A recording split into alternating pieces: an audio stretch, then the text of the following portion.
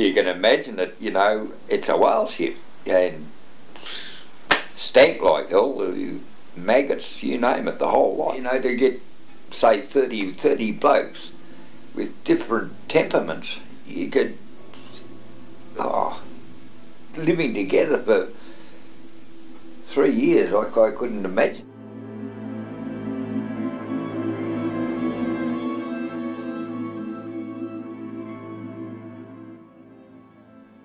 It was a dangerous workplace.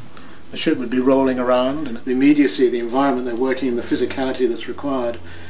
Yes, there isn't much room for perhaps some of the normal labour relational rules that we would apply. And at night, the try works, the fire underneath the tripod.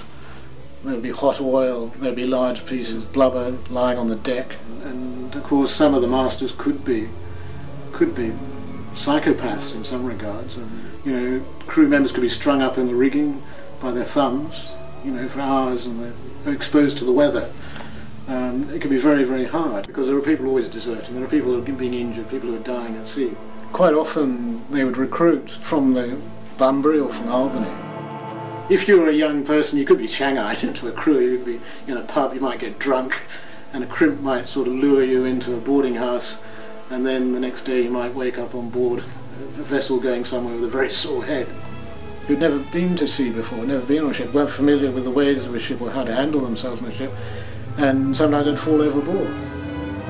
Yeah, so sharks are the elephant in the room with so many whaling stories, especially on this coast. They're always there.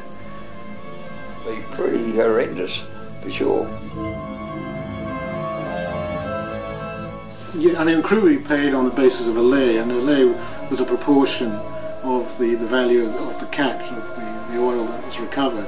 And depending on your position in the ship, which obviously for the captain would be greater than the green hands, but the bulk of the profit, of course, would go to the agents and or to the merchants and the owners of the ship themselves.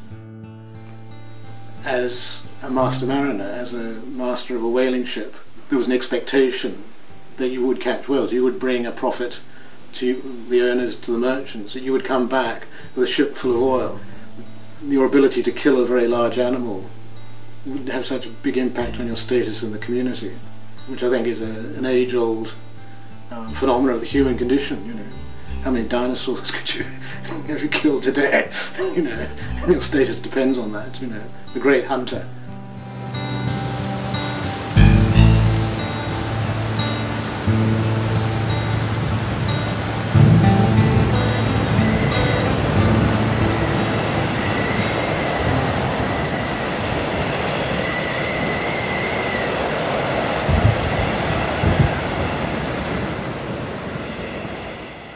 The gale came on here on the evening of the 7th inst at 8 p.m, and we were lying with the Hudson of the North America. The ships rode it out bravely until the seas broke over our top mastheads. My chain then parted and left me only 2 anchors, and my 5th and largest anchor being below, we could not fit it ready before we struck.